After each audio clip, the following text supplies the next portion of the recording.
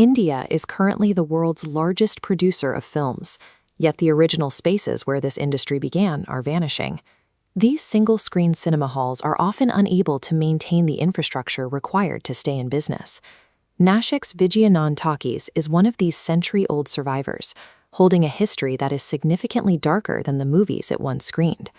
The site started with remarkably humble origins. A family of tailors, the Chumbles, began by stitching leftover cloth into a makeshift tent, which they then rented out for puppet shows and theater. No one could have predicted that this simple plot of land would become the epicenter for the chaotic arrival of Indian cinema, or that the events in the audience would eventually eclipse the fiction on the screen.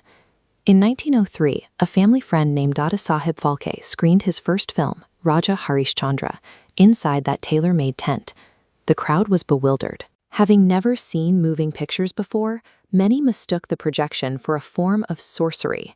The reaction was immediately violent. Panicked viewers rioted, smashed the projector, and tore the tent to the ground. Even before a permanent building was constructed, Vijayanand Talkies had entered the pages of history through a riot, proving that real-life drama could be far more dangerous than any cinematic illusion. By December 1909, the site had become a proper theater. The people of Nashik gathered there for a farewell ceremony to honor a high-ranking British magistrate who was scheduled to leave the city. Arthur Mason Tippetts Jackson was the guest of honor, celebrating his recent promotion to Commissioner of Bombay. Jackson was a rare figure in the colonial administration. He was distinguished by a deep, genuine fascination with Indian history and art, frequently contributing his own research to the field of Indology. This cultural empathy made him a paradox. He was a British official so well liked by the local community that they endearingly called him Pandit Jackson. The entertainment for Jackson's farewell was a local performance of Sangeet Sharada, a famous Marathi musical play.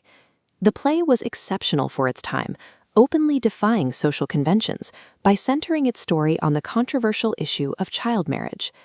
During the interval, the theatrical drama paused, but as the actors left the stage, the reality in the theater turned lethal. Anant Laxman Kanhere, a 17-year-old student from Aurangabad, emerged from the crowd and approached the guest of honor. He shot Jackson 4 times at point-blank range, killing him instantly. In a single moment, a venue dedicated to musical entertainment was transformed into a crime scene that would shake the entire nation. The assassination caused a nationwide uproar. Even Indian revolutionaries struggled to justify the killing of an officer known for his sympathy toward their culture. However, the subsequent trial revealed a deeper conspiracy. Jackson opposed the Abhinav Bharat Society and its seditious activities.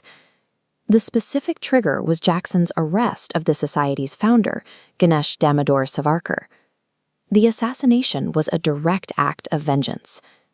The trial proved the assassination was a targeted act of retaliation against an official who had simply carried out his duties against the society's leadership.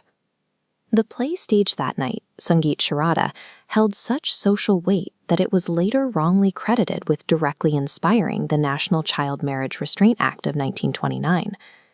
Over a century has passed since that night.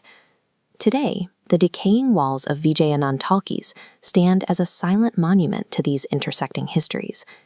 It was a space designed to project fictional stories, but it inadvertently hosted the violent birth of Indian cinema and a pivotal moment in the struggle for independence. Every cinema hall tells a story, but at Vijayanand Talkies, the most significant dramas weren't captured on film. They were lived and died by the people in the audience.